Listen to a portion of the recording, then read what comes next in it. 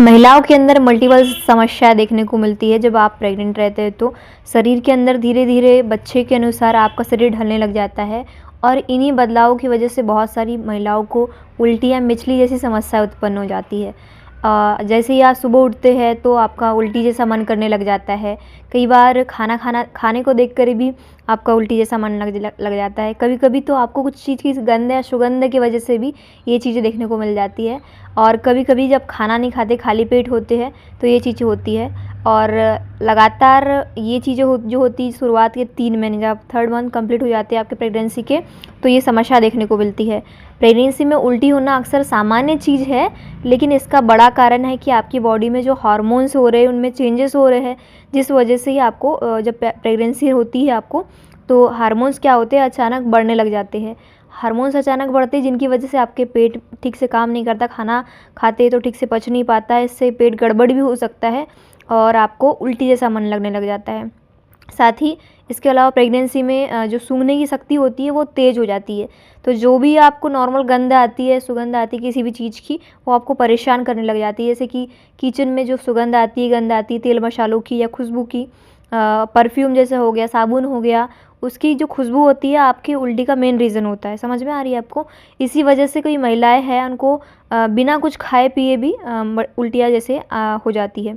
एक वजह और होती है पेट का लंबे समय तक खाना खाली रहना, यानी आप जब खाना नहीं खाते हो, जिस वजह से भी आपको उल्टी होती है।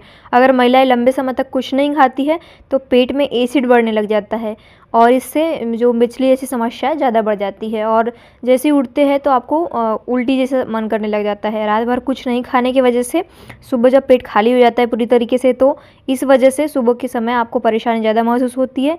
इसी आम जो प्रॉब्लम है उसको मॉर्निंग सिकनेस भी बोलते हैं। मॉर्निंग सिकनेस यानी कि आपको उल्टी जैसी समस्या होना। हालांकि उल्टी दिन में नहीं हो सकती है, आपको कुछ ना कुछ खाते रहना पड़ेगा। अगर बात करें खाने पीने की, तो आपको उल्टी की परेशानी में हल्का सा और सादा खाना खाना चाहिए और ज़्यादा खाना खाने की बजाय आपको हल्का खाना खाना चाहिए। सादा बिस्कुट खाना चाहिए, टोस्ट खाना चाहिए, दलिया खाना चाहिए, सादा चावल खाना चाहिए, जो पेट को आराम लगे ऐसी चीज़ें खानी चाहिए। साथ ही आपको दही, छाछ या फिर कोई ठंडी चीज़ें लेनी चाहिए जो आपके पेट को ठंडा करे, इस तरह की चीज़ लेनी चाहिए। नारियल हो सकता है तो नारियल का पानी पीजिए, थोड़ा मीठा नींबू का पानी पी सकते हैं आप। शरीर को पानी की कमी कभी नहीं होने देना चाहिए। इससे क्या होगा, आपको जो उल्टी जैसी समस्या है वो बंद हो जाएगी। या तो फिर आप सेब, केला जैसे फ्रूट्स खा सकते हैं। बाकी अनवांटेड चीज़ें नहीं खाना। सेब, केला सेब जो और केला होता है वो सबसे बेस्ट चीज़ होती है। तो कुछ चीज़ें ऐसी होती है जो आपको उल्टी को बढ़ा सकती है, ये जानते हैं। ज़्यादा तला भुना खाना, जैसे मसालेदार खाना हो रहा है, बाहर का फास्ट फूड हो रहा है, पिज़्ज़ा, बर्गर या फिर पेस्ट्री जैसी चीज़ें खा रहे हैं, चाय कॉफ़ी अधिक मात्रा में पी रहे हैं, तो ये आपकी उल्टी को और ज़्यादा बढ़ा सकती है। तो हो सके तो चाय का मात्रा सेवन कम करें, क्योंकि इसमें कैफीन होता है। जो कि बहुत ज़्यादा मीठा खाना खा रहे हैं जो लोग, केक, पेस्ट्री या फिर हो सके तो ज़्यादा चाय पी रहे हैं, उसमें कैफीन होता है। इस वजह से आपको प्रेगनेंसी के दौरान इन चीज़ों का विशेष ध्यान रखना चाहिए। साथ ही छोटी छोटी बातें बहुत ज़्यादा ज़रूरी है। सुबह उठते ही आपको हल्का खाना जो होता है वो खाना चाहिए। साथ ही एक खट्टे ज़्यादा खाना नहीं खाना चाहिए एक साथ में। ज़्यादा देर तक भूखे भी नहीं रहना चाहिए। साथ ही आपको तेज़ गंध वाली चीज़ों से दूरी बनाए रखनी चाहिए।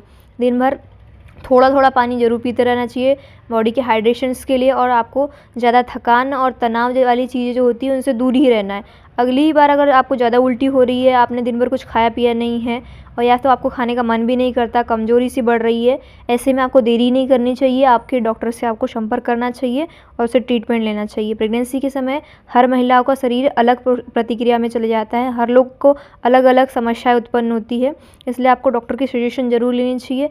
किसी भी सजेशंस के लिए आपको निजी सहायता केंद्र चिकित्सालय में जाना चाहिए और आपकी वहाँ के महिलाएं नर्स है उनसे सजेशन लेनी चाहिए। निःशुल्क चीज़ें दी जाती है। अगर आपको ये वीडियो पसंद आई हो तो चैनल को सब्सक्राइब करना। थैंक्स।